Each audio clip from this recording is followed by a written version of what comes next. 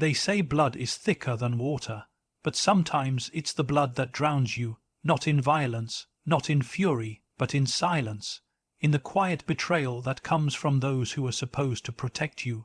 You don't scream when it happens. You freeze, you pretend, you survive, and one day you realize the most dangerous battles were never fought with enemies, but with family, behind closed doors, in rooms filled with names, not strangers. And when the truth finally settles, you don't raise your voice, you don't demand justice, you simply disappear, because silence is the only language they can't manipulate. You were betrayed by blood, but you were saved by silence. The quietest wounds cut the deepest. They never came with fists. They came with silence, with cold glances across the dinner table, with words that didn't sting immediately, but stayed like poison in the bloodstream. The betrayal of blood isn't loud. It's not the stuff of slamming doors or shattering glass. No, it's the stillness. The way your name is twisted when you're not in the room, the way love becomes a transaction, the way they smile when you succeed but squint just slightly, because your light reveals their shadow, and yet we stay. We tell ourselves it's family. We make excuses for the bruises that don't show. We call manipulation care. We call obligation love. We endure, because the world tells us that to walk away from blood is to walk away from everything. But what if blood walks away from you first, not physically, but emotionally? What if they strip you of your worth with every sigh of disapproval, every backhanded compliment, every time they made you feel like too much or never enough? The deepest wounds are not carved in skin, they're carved in memory. They're buried in the moments where you tried to share your truth and were met with laughter, or worse, silence. You learned early not to cry too loud, not to speak your mind too freely, because you weren't raised. You were managed, sculpted to please, molded to fit a version of yourself that made them feel comfortable, but your soul began to suffocate. And yet you smiled. You learned to become your own shelter because the people meant to protect you were the ones you had to protect yourself from. There is something profoundly shattering about looking into the eyes of someone who shares your blood and realizing they see you as a threat, not a child, a competitor, not a companion, but the most haunting part. You still wanted their love. Even after the cuts, the silence, the manipulation, you still waited for a soft word. A gesture, a sign that maybe, just maybe they saw you, but it never came, and eventually you stopped asking, not out of pride, but out of self-preservation. The realization comes like winter, slow, silent, and final. You were not loved the way you needed to be, and that is not your fault. Still, you carry those wounds quietly. You become the person who flinches at kindness because it feels unfamiliar. You question loyalty, doubt affection, because trust was something you never learned to hold without fear. The quietest wounds are the ones you carry alone, and yet in that quiet you begin to understand something they never did. You are not what they failed to love. You are what you chose to survive. Let them say you changed. Let them say you became distant, cold, unreachable. What they'll never say is why, because to admit that would mean facing the truth they've buried beneath years of silence. But you've lived it, and now you're free. When words become weapons, silence becomes shelter, there comes a time when you stop answering, not because you don't have the words, but because you finally understand the weight of silence. You realize that every reply, every defense, every attempt to explain yourself only feeds the fire they set beneath your feet. You grow tired, not from fighting but from proving, from explaining who you are to people who already made up their minds, people who use your honesty as ammunition, people who turn your openness into weakness and your pain into entertainment. And so you retreat, not out of fear, but out of wisdom. You learn the power of restraint. You learn that not every insult requires a response. Not every lie deserves correction, because when words become weapons, silence becomes survival. You see, when you're attacked by strangers, it's easy to walk away. But when it's your own blood, the silence hits different. It's not just quiet, it's cold, strategic, calculated. They don't scream, they whisper. They don't confront, they suggest. They don't wound directly, they smile while doing it. It's a language of control. They speak in half-truths, twisted memories, and unspoken expectations. They wait for your reaction, because that's the fuel. And for years, you gave it to them. You raised your voice. You pleaded for understanding. You tried to make them see the storm they were causing inside you, but they didn't see it. They watched, and sometimes they enjoyed it. That's the moment you begin to understand.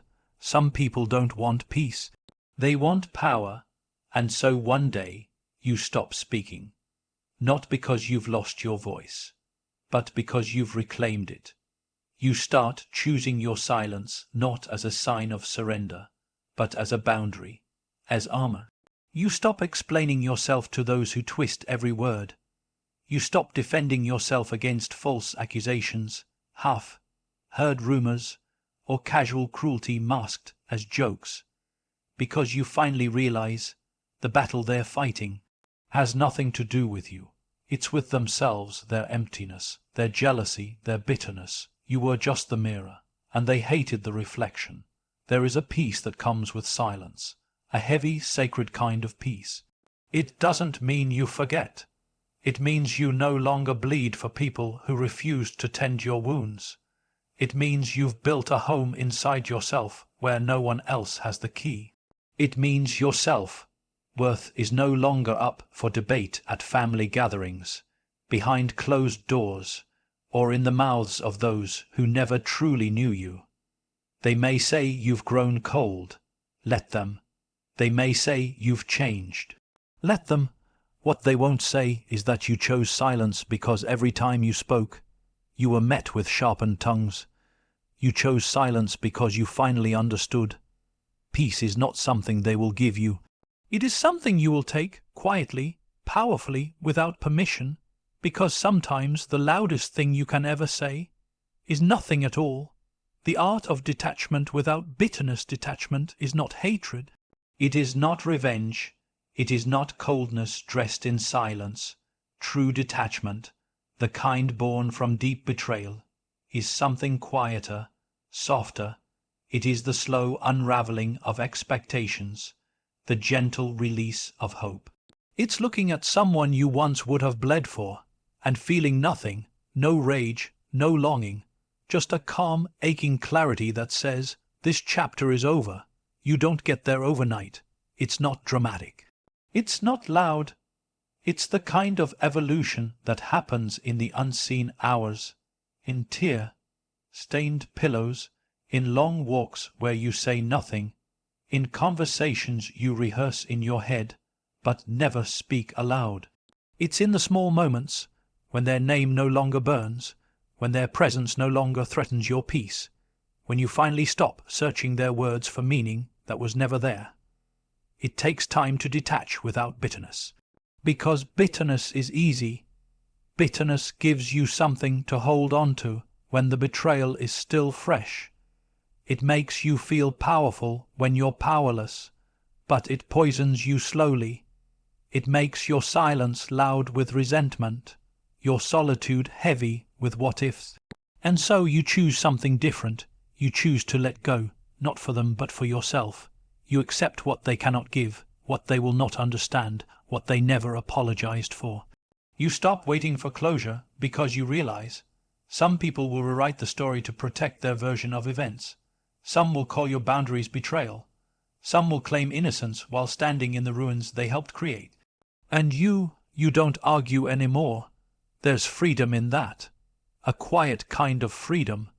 The kind where you no longer feel the need to defend your absence. The kind where you stop revisiting old conversations in your mind, trying to figure out what you could have said differently. You start understanding that peace isn't found in being heard. It's found in choosing who's allowed to speak into your life.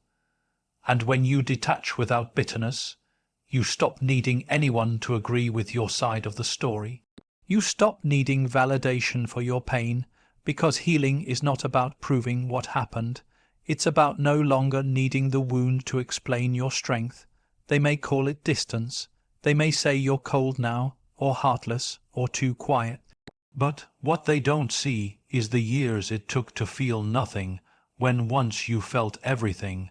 What they don't understand is that this silence isn't punishment, it's preservation, it's peace. This is not about revenge. This is not about pride. This is about reclaiming the parts of you that they dismissed, minimized, or misunderstood. It's about rising, not in fury, but in stillness, knowing that to detach without bitterness is not to lose love. It's to love yourself enough to no longer offer your soul where it will be mistreated. You walk away not with fire in your eyes, but with the soft power of someone who survived, and chose peace anyway. Rebuilding the self in sacred isolation, there comes a point when the noise outside you becomes louder than the voice within. You begin to question yourself, not because you're unsure, but because you've been surrounded by people who made you doubt the very ground you stood on. They named your dreams unrealistic. They called your kindness weak. They mistook your silence for submission and your loyalty for naivety, and for a while you believed them. Because when that noise comes from blood, from family, from those who were supposed to love you without condition, it cuts deeper than any sword. It makes you forget who you were before the world told you who to be. That's when the silence begins, not the kind that comes from despair, but the kind that marks the beginning of something sacred. Isolation, but not the isolation they warned you about, not the lonely, bitter exile they imagined. No, this is different, this is chosen. This is the season where you walk away, not to escape the world, but to meet yourself again, to rebuild, quietly, patiently, with your own hands. In that sacred isolation, you begin to unlearn the lies. You stop measuring your worth through the eyes of the people who couldn't see you clearly. You strip away the versions of yourself you created just to survive, and you start to remember the truth. You were never broken, only buried. Beneath guilt, beneath shame, beneath the fear that you were only loved when you were convenient. In solitude, you become your own witness. You begin to hear the soft voice within you, the one they drowned out with criticism and comparison. You find beauty in your own thoughts again.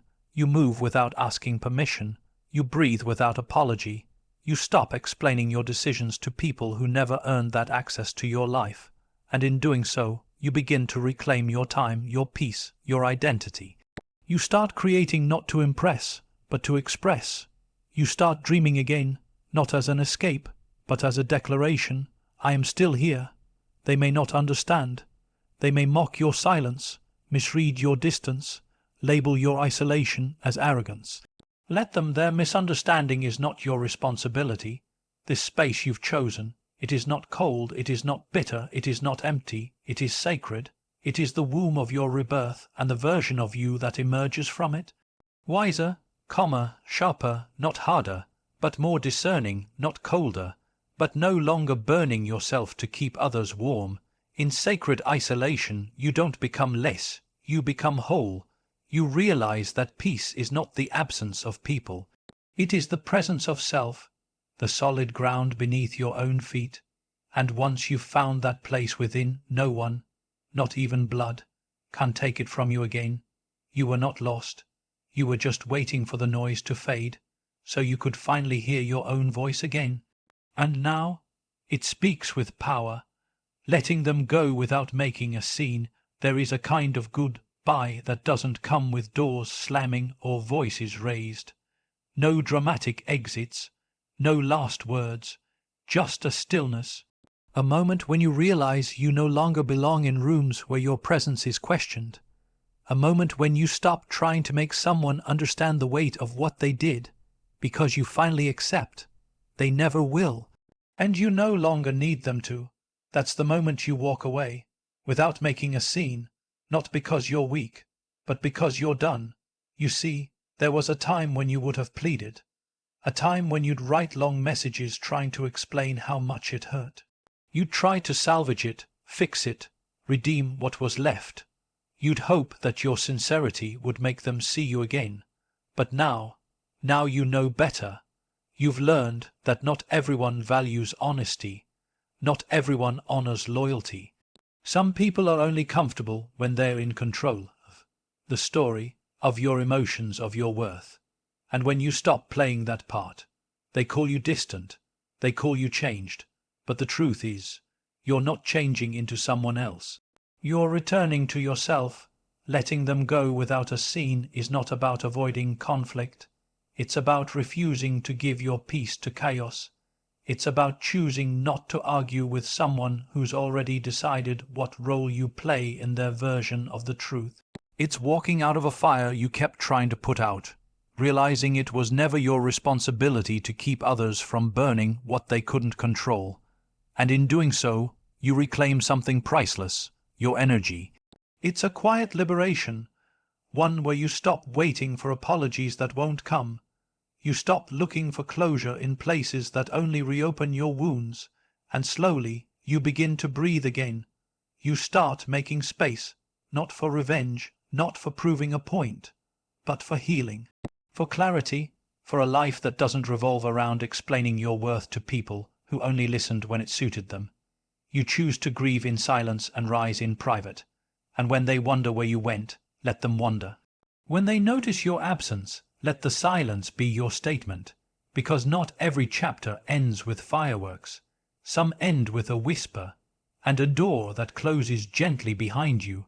No harsh words, no parting shots. Just a soft decision made in the quietest part of your soul. I deserve peace, even if they never understand why I left. That is the power of walking away without a scene. It's the power of someone who has nothing to prove anymore. Someone who has outgrown the need to be heard by those who never truly listened. Someone who finally understands that leaving is not always about anger. Sometimes it's just about self-respect. And when you walk away like that, with dignity and stillness, the world may not notice. But your soul will know you finally chose yourself.